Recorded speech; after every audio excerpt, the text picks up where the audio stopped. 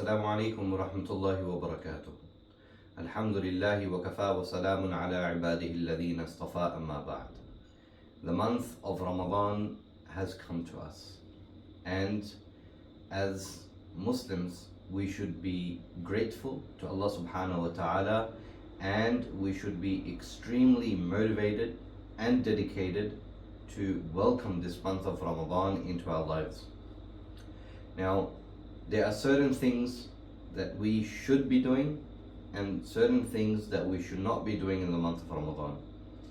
So as a humble request to all my beloved Muslim brothers and sisters, it is essential, it is crucial that we take heed and we focus on the following things to do in the month of Ramadan. The first thing that we should do more and more and as much as we can is to establish our prayers with jama'ah in the masjid. And we should give great importance to the nafil salah and this recitation of the Holy Quran.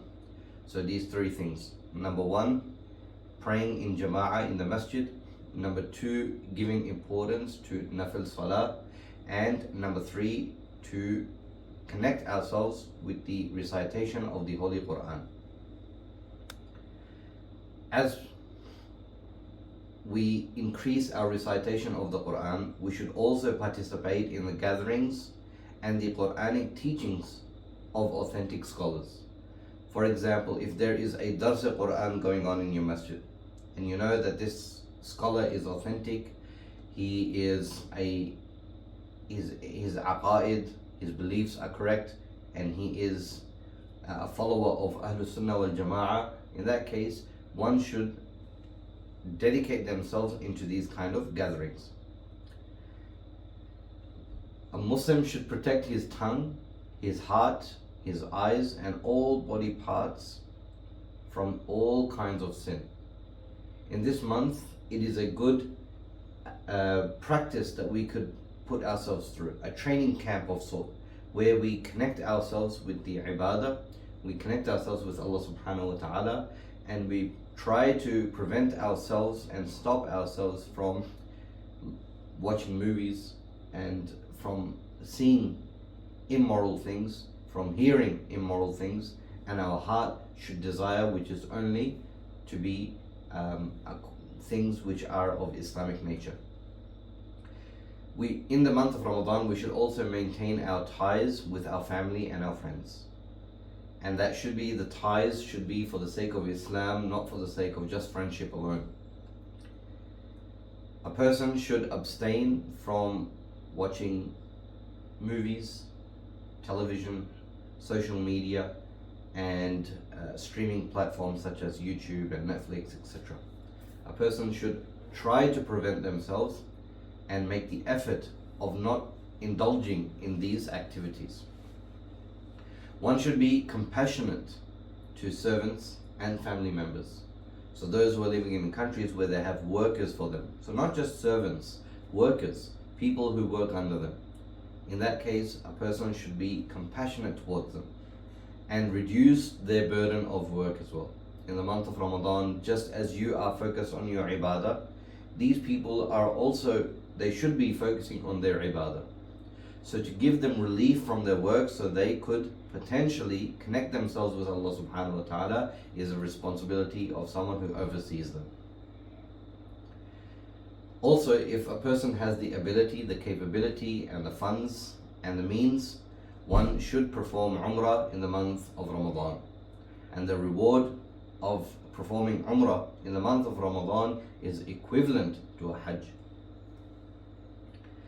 If a person has been involved in disputes or arguments with certain other Muslims and there is a clash between their relationship, a person should end all this fighting and hatred towards others for the sake of Allah's pleasure, and forgive one another.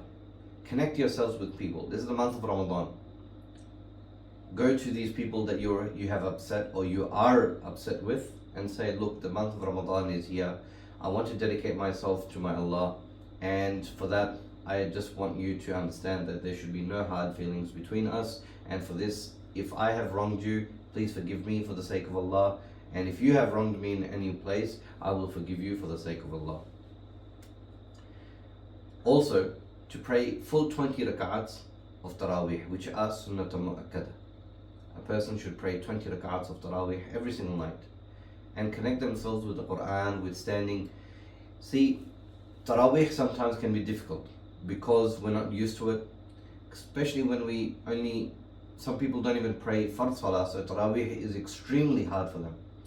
So what we need to do is consider this as training. Standing up, and that pain that we are getting in our feet, in our back, or whatever it is, think about what the Prophet ﷺ had done for us and for what purpose. There is no benefit to Nabi ﷺ if we enter into Jannah except that it would make him happy. And there is no dunyawi benefit to Rasulullah ﷺ if we enter into Jahannam except that it would make him sad. And so think about those things when we are praying and standing up in Salah, and things once they start to hurt us. It's like those who have gone to the gym, they will understand that when they are pushing the weight and it's hurting their chest, or it's hurting their biceps, or it's hurting their back, that's when the motivators tell you that now you know that things are working. No pain, no gain. This is the pain that you want to receive. Now you know that your muscles are working. So similarly, that when your heart is telling you to stop and your mind is telling you that don't pray Taraweeh tonight, it's not fard, that's when you should tell yourself that this is affecting my nafs, and no pain, no gain. Also, to do i'tikaf, if it is possible, one should do the sunnah i'tikaf in presence or with your shaykh. 10 days i'tikaf in the masjid with your shaykh, and one should focus more and more on that. And women should do i'tikaf in their homes. Also, not to spread rumors that you hear and you're not sure about. Don't spread rumors around for other people. You know, certain person's doing this person's doing that, that person went there, he did this, she said this happened, that happened. Don't involve yourself in gossip. Leave yourself from these kind of discussions. If it's Islamic, if it's about Islam, if it benefits someone, talk about it. If it doesn't benefit someone, leave it. What's the benefit if you are talking to people about things which are irrelevant to your deen? They're irrelevant to your akhirah. When this month of Ramadan is supposed to be connecting ourselves with Allah, we're talking about things which are irrelevant. Lastly, to view pages or videos or channels or posts on social media, if you do have to, that are supervised by authentic scholars, and to share these posts and videos to other people as well. Those who are involved in sin, they will tell you, have you watched this movie? And they'll show you the name of the movie. Have you heard this song? Listen to this song. Have you heard about this? Have you seen this? Forget that. Share all the good content that comes onto your screen. And the reason by sharing it to others, you're also telling others, subconsciously you're telling them that I am involved in connecting myself with Allah subhanahu wa ta'ala. This is something that you should be involved with as well. And it also lets other people know that you have some kind of Islamic values, that you are connecting yourselves with Allah subhanahu wa ta'ala. So this is something that we should take care of, and this is how we should spend our time in the month of Ramadan. And we should not be spending our time in the month of Ramadan in doing things which do not benefit us. So may Allah subhanahu wa ta'ala give us the tawfiq to act upon this.